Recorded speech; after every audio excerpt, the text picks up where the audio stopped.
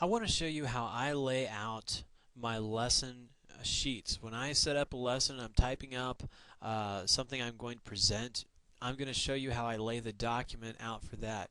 And I think this is pretty important because as you go through and teach, the success of the flow of your teaching is going to depend on how well you can reference your own notes, how easily you can check them and read them for the quotes and whatnot that you've put in there.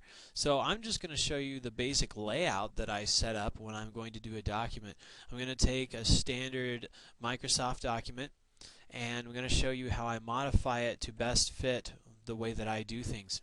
Now, when I teach, I always insert my notes into my Bible. I always carry my Bible when I'm teaching and I hold it all the time.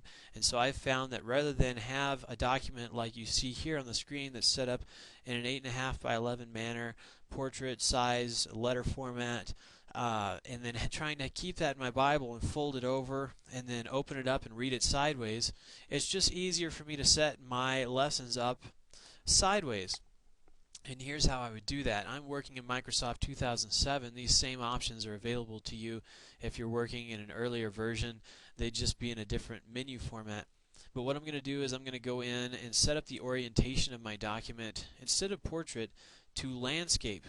And what this is going to do is it allows me to have it long ways and to fold it over. So now when I type, it's typing sideways instead of up and down. And this way when I fold it, I can actually pull it out and read it the same direction as my Bible. To go ahead and enhance that, I'm going to add 2 columns, double up my columns, and what this allows me to do is now there's going to be a dead space in the middle and all my text will run from this column, and then when I reach the bottom of it, it will bleed over into this column, and I can fold it right down the middle and it won't fold in the middle of any of my text. It'll be very cohesive. That's going to help me a lot. Now I type a lot of stuff into my lessons, and so what I like to do is go into the margins section here, and on the margin options I'm going to choose narrow margins.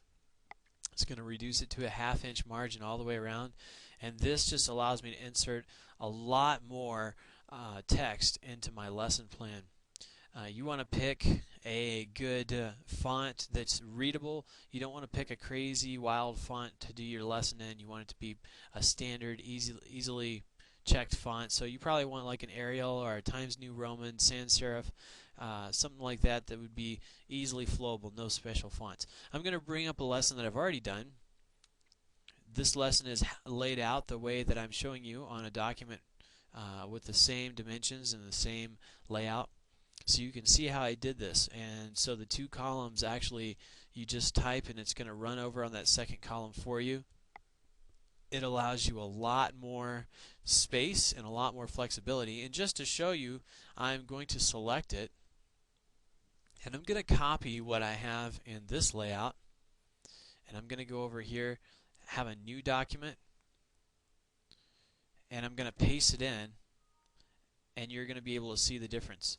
When I paste it in to this new document in the same way that I had it in the old one, first of all it's going to insert spaces, so I'll take that out so you can get an accurate idea.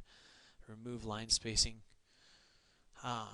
But what you'll notice is it requires 2 pages for me to do that. So if I were to print it out in this format, 2 pages, I'm going to have to sift through my pages while I'm teaching.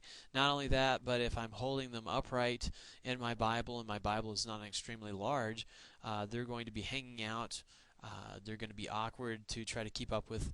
So you want to make sure that your lessons are easily accessible and that they're formatted in such a way that is going to benefit you when you get up to speak, so that they end up looking something like this. It works best for me, and you can take your time and format it what works best for you, but make sure that you keep in mind how you're going to be looking at it, where you're going to be carrying it, where you place it and hold it during the speaking time, and put some time and effort into it, because messy notes generally makes for a messy presentation.